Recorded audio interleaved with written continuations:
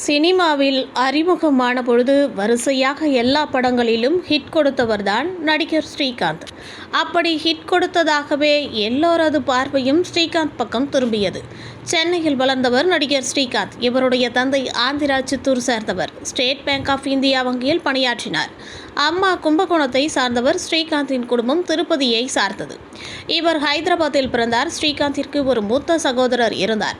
அவர் அமெரிக்காவிலிருந்து திரும்பி வந்த பிறகு டெங்கு பாதிப்பால் உயிரிழந்தார். மேலும் தெலுங்கிலும் ஸ்ரீகாந்த் என்ற பெயரில் பிரபலமான நடிகர் இருக்கும் நிலையில் தனது பெயரை தெலுங்கு சினிமாவில் ஸ்ரீராம் என்று பயன்படுத்துகிறார். சினிமாவில் அறிமுகமாவதற்கு முன்பாக மாடலிங்கிலிருந்து ஸ்ரீகாந்த் அதன் பிறகு நடிக்க வேண்டும் என்று ஆசைப்பட்டுள்ளார். இதன் காரணமாக 2000 ஆண்டுகளில் உதவி இயக்குநராக இருந்த வெற்றிமாறன் மற்றும் மிஷ்கின் ஆகியோரால் நடிப்பு பயின்றுள்ளார். இதைத் தொடர்ந்து கதிரின் காதல் வைரஸ் படத்தில் ஸ்ரீகாந்த் தேர்வு செய்யப்பட்டார். மேலும் இதற்கு ஒரு வருடம் தன்னை தயார்படுத்தி கொண்டிருந்தார். ஆனால் அவருக்கு பதிலாக மற்றொரு புது நடிகர் ரிச்சர்ட் அந்த படத்தில் நடிக்க வந்துவிட்டார். அதேபோன்று ஜீவாவின் 12B படத்திலும் நடிக்க இருந்தார். ஆனால் அந்த படமும் ஷாமுக்கு சென்றது. இதைத் தொடர்ந்து பாரதி ராஜா மற்றும் பாலச்சந்தர் இயக்கிய படங்களிலும் ஸ்ரீகாந்திற்கு வாய்ப்புகள் கிடைக்கவில்லை.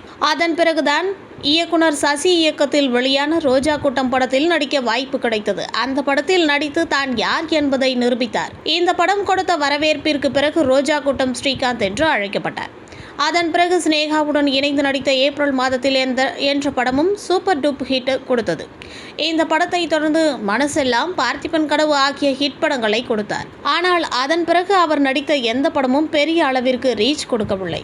அப்போதுதான் விஜயுடன் இணைந்து நண்பன் படத்தில் நடித்தார். தமிழ் சினிமாவில் மட்டுமின்றி தெலுங்கு சினிமாவிலும் பல படங்கள் நடித்துள்ளார். 2018 மற்றும் 2020 ஆண்டுகளில் ஒரு படத்தில் கூட நடிக்கவில்லை. இப்பொழுதும் சினிமாவில் நடித்து வருகிறார். ஆனால் படம் ஹிட் கொடுப்பதில்லை. பெரும்பாலும் ஒவ்வொரு படத்திற்கும் ரூபாய் 50 லட்சம் வரையில் தான் சம்பளம் பெறுவதாக கூறப்படுகிறது. இந்த சூழலில் இவருடைய நிகர சொத்து மதிப்பு என்று பார்க்கும்பொழுது ரூபாய் 15 கோடி வரையில் இருக்கும் என்று கூறப்படுகிறது. இது தவிர ஒரு சில கார்களும் வைத்திருக்கிறார். இது போன்ற சினிமா மற்றும் சீரியல் சம்பந்தமான தகவல்களை தெரிஞ்சுக்க சினி டைம்ஸ் சேனலை சப்ஸ்கிரைப் பண்ணுங்க.